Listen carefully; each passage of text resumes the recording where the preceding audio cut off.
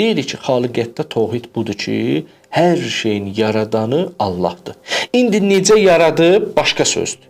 Amma hər şeyi yaradan Allahdır deməliyik.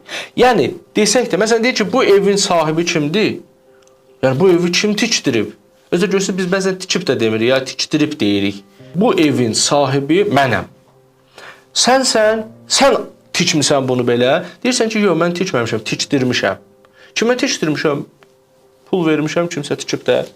Görürsünüz, yenə də mənə qayıdır məsələ. Baxmayaraq ki, mən onu vasitəçilərlə eləmişəm. Məsələ bundan ibarətdir ki, o Allaha qayıdır.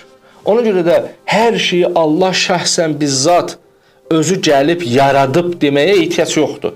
Sən xaliqiyyətdə təvhid etiqadını nümayiş elətdirmək istəyirsənsə, təqdim elətdirmək istəyirsənsə, özünü Allaha və Peyğəmbərinə belə göstərmək istəyirsənsə, lazım deyil ki, bütün hər şeyin yaranmasında birbaşa Allahın özünün yaratdığını gündəmə gətirəsən. Buna ehtiyac yoxdur.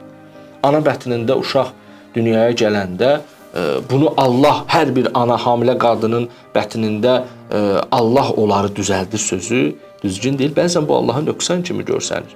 Ehtiyac yoxdur bunlara. Ya bütün meyvələri Allah özü şəxsən onlar belə şeylər ümumiyyətlə düzgün deyil. Bu düzgün anlayışdır. Allahın hər şeydən xəbəri var.